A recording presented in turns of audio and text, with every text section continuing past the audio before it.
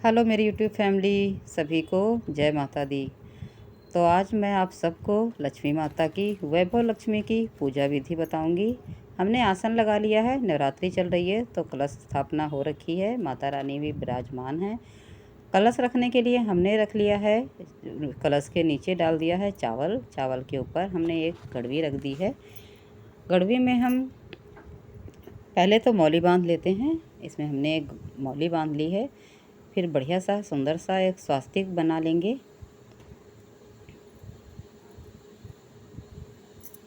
ये हमने स्वास्तिक बना लिया है, अच्छा सा कुमकुम से बनाया है। और गंगा जल है। याद रखना, पहले गड़वी में गंगा जल डालना, गंगा जल डालने के बाद पानी डालना, क्योंकि पानी डालने के बाद गंगा जल डालने का कोई फ़ायदा नहीं है। तो हमने गंगा जल डाल दिया है, उसमें चावल के दाने डाल दिए हैं और उसमें पानी भर दिया है।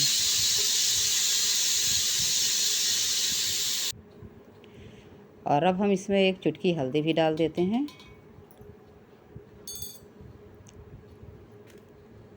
इस गड़वी के ऊपर कोई छोटी सी कटोरी रख के उस पर आप फूल डाल के, सबसे पहले तो हम गणेश जी और लक्ष्मी माता को विराजमान कर लेते हैं। उनको बिठाने के लिए हमने चावल का छोटा छोटा सा ढेर लगा लिया है। ये हमने लक्ष्मी माता उस ढेर के ऊपर बिठा दिया है। और साथ में ये गणेश जी हैं, गणेश जी को भी बिठा दिया है।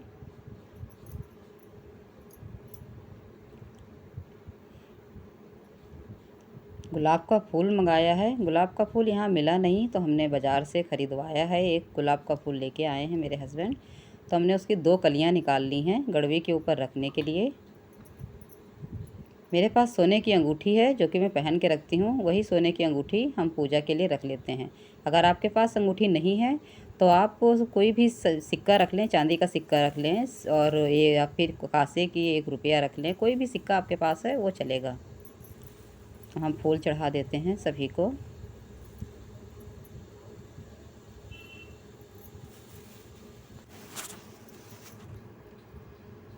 हम गंगा जल से सबको स्नान करवा देते हैं, शुद्ध कर देते हैं जगह को।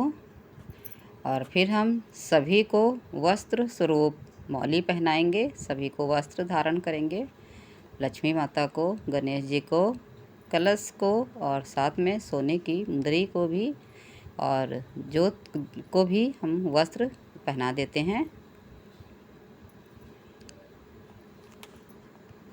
सभी को कुमकुम से तिलक लगा देते हैं। माता रानी को, कलश को, साथ में अंगूठी को भी सभी को अक्षत डाल दिया है। हमारी पूजा लगभग तैयार है। ये हमारे ने लक्ष्मी माता की, वैभव लक्ष्मी की किताब मंगाई है। इसमें श्री यंत्र भी दिया हुआ है।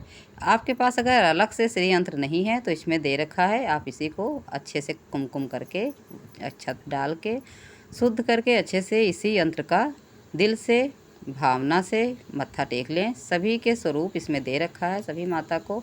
सभी को आप हाथ से अच्छे से जय कर लें। हम इस यंत्र की भी पूजा कर लेते हैं, हमने कर ली है, इसको रख दी है यहाँ पर। साथ में हम ये गुलाब चढ़ा देते हैं।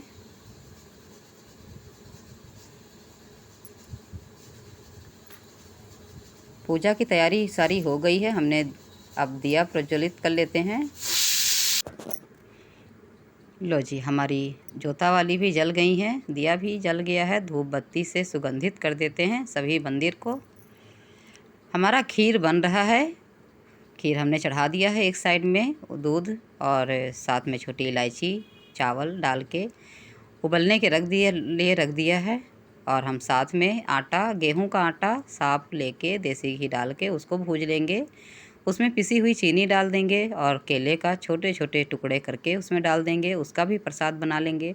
अगर आप खीर नहीं भी बनाना चाहते हैं और केले का प्रसाद नहीं भी बनाना चाहते हैं तो आप इसमें कोई भी प्रसाद रख सकते हैं, जैसे कि गुड़ हो गया, चीनी हो गया, आपके पास जो भी है।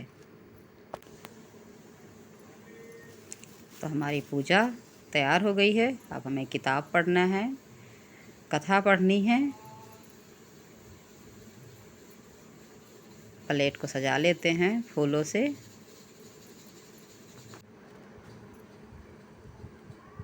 ये किताब में अंदर ही सारे माताओं की छवि दे रखी है। सारे सभी को पढ़ लें अच्छे से। सभी के दर्शन कर लें, माथा टेक लें। सर माथे लगा के ही पूजा की शुरुआत करें। सारे स्वरूपों की छवि दे रखी है इसमें।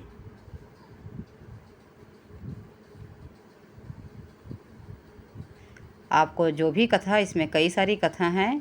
कन्या की शादी करने के लिए है, घर की सुख समृद्धि धन के लिए है, और हमारे शरीर के लिए भी है कि हमारा शरीर स्वस्थ रहे, अच्छा रहे, बीमार ना हो, उसकी भी कथा इसमें है।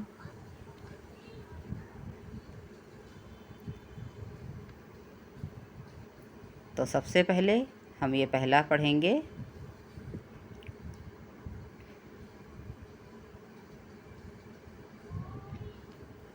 या रक्ता भुजवासिनी विलासिनी चंडासु तेजस्विनी, और साथ में कथा पढ़ेंगे। ये लक्ष्मी माता की चालीसा है, लक्ष्मी माता का चालीसा पढ़ेंगे। कथा पढ़ने के बाद फिर हम आरती पढ़ लेंगे। और ध्यान रहे, ये मंत्र सारे ज़रूर बोलना है। या देवी सर्वभूतेषु, ये सारा इसमें दे रखा है, बहुत ही अच्छे से साफ़ सुथरा लिख रखा है, समझ में आ रहा है। और लास्ट में माता रानी की, लक्ष्मी माता की आरती करें। आरती करके भोग प्रसाद लगाएं, भोग कर लगाएं और माता रानी को खुश करें। माता रानी से अपनी इच्छा मांगें, जो आप जिसके लिए आप व्रत रख रही हैं, जो भी आपको मन्नत मांगनी है वो मन्नत अपने दिल में मांगें, भावपूर्वक हाथ जोड़ के। तो हमने माता रानी का भोग तैयार कर दिया है, ठंडा कर लिया है। ध्यान रहे कि भोग कभी भी गर्म ना रखें, भोग ठंडा करके ही माता रानी को लगाएं, क्योंकि जैसे हमें हमारा मुंह जल जाता है वैसे ही माता रानी को भी इससे दिक्कत हो जाती है। तो इसलिए आप भोग लगाएं कभी भी तो भोग को ठंडा ज़रूर कर लें। हमने खीर को ठंडा कर लिया है अच्छे से, देखो आप इसमें ज़रा सा भी भाप नहीं निकल रहा है, एकदम ठंडा हो गया है। और इधर हमने ये केले का प्रसाद तैयार कर लिया है। इसी के साथ पूजा हमारी समाप्त होती है। सभी को जय माता।